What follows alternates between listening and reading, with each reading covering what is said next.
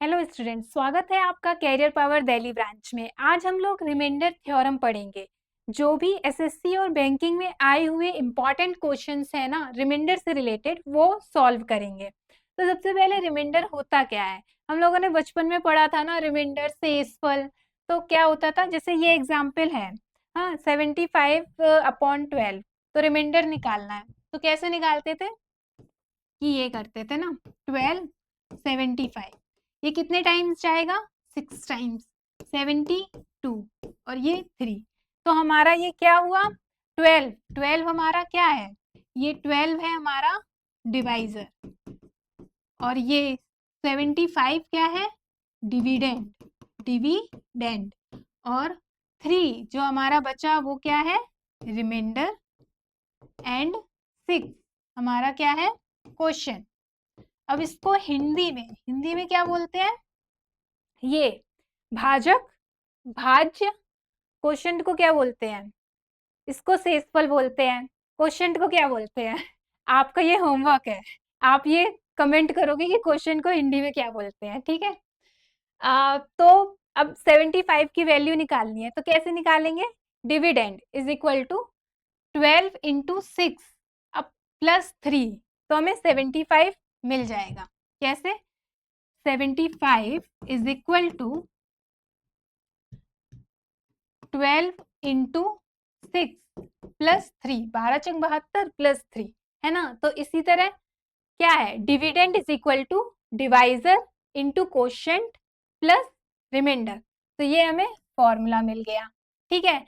अब नोट क्या है कि remainder is always less than divisor, मतलब रिमाइंडर हमेशा डिवाइजर से कम होता है। क्यों? क्योंकि अगर डिवाइजर से बड़ा हो गया तो हम फिर से इसको डिवाइड कर देंगे, तो इसलिए हमेशा लेस देन होता है। अब आते हैं कुछ एग्जाम्पल सॉल्व करते हैं। जैसे कि ये है 45 टू 75 148/13। अब इसका अगर हमें रिमाइंडर निकालना हो तो कैसे निकालेंगे? अब इन सब का मल्टीप्लाई करेंगे, फिर 13 से डिवाइड करेंगे, तब हमें रिमाइंडर मिलेगा। तो हम आपको एक ट्रिक बताते हैं कि 45/13 का पहले रिमाइंडर निकालते हैं। क्या होगा? 13 3 जा 39, रिमाइंडर बचा 6 लिख लिया। फिर 275/13 का रिमाइंडर कितना होगा?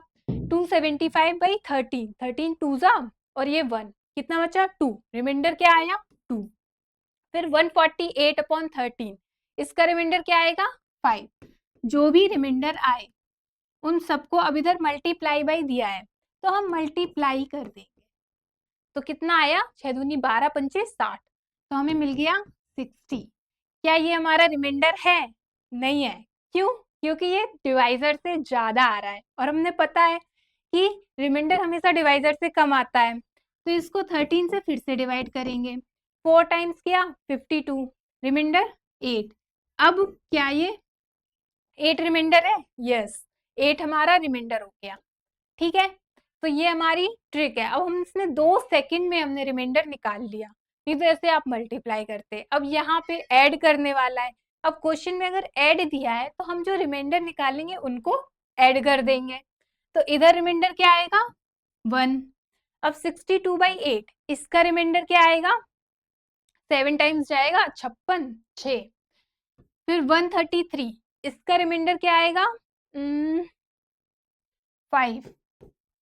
तो क्वेश्चन में हमको ऐड दिया था तो हमने सारे रिमाइंडर ऐड कर दिए। तो 6 5 11 1 12, 12/8, तो हमको क्या मिला रिमाइंडर? 4। तो 4 हमारा आंसर। अब ये आपका होमवर्क है, आप घर से करोगे, कमेंट करोगे, ठीक है?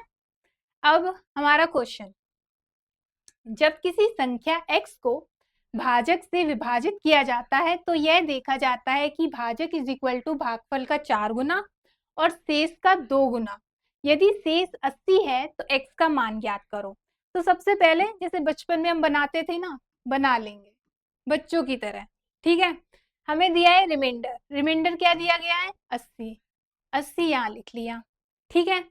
अब x क्या है हमारा? डिविडेंड, x ये लिख लिया।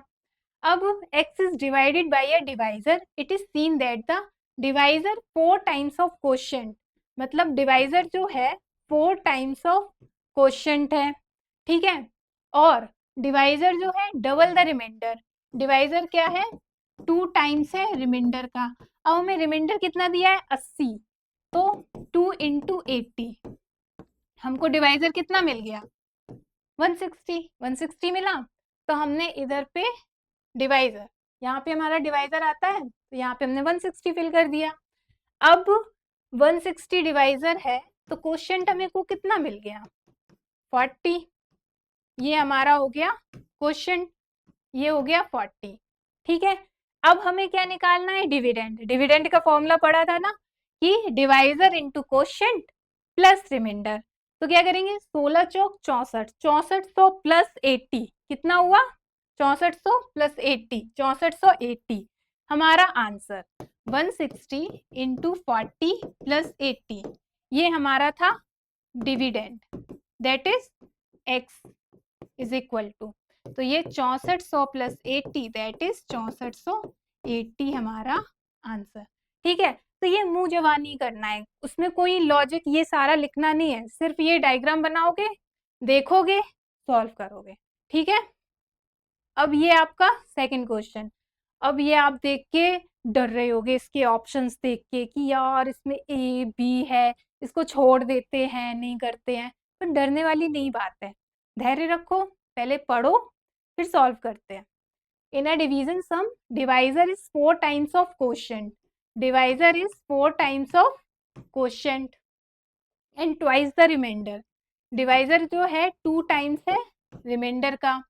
अगर ए और B respectively the divisor and dividend, मतलब हमें डिवाइजर दिया हुआ है ए और डिविडेंड दिया हुआ है बी, अब हमें क्वोशिएंट और रिमाइंडर फाइंड करना है, तो इधर डी की जगह ए कर देंगे, तो हमें क्वोशिएंट क्या मिला a/4 और रिमाइंडर क्या मिला a/2, बस हमारा क्वेश्चन सॉल्व। क्या पूछा गया है कि ये इक्वेशन में से कौन सी सेटिस्फाई करेगी, तो हमने सबसे पहले डिविडेंड वाला फॉर्मूला लगा दिया। क्या होता है डिविडेंड वाला फॉर्मूला कि dividend is equal to divisor into quotient plus remainder, यही होता है ना।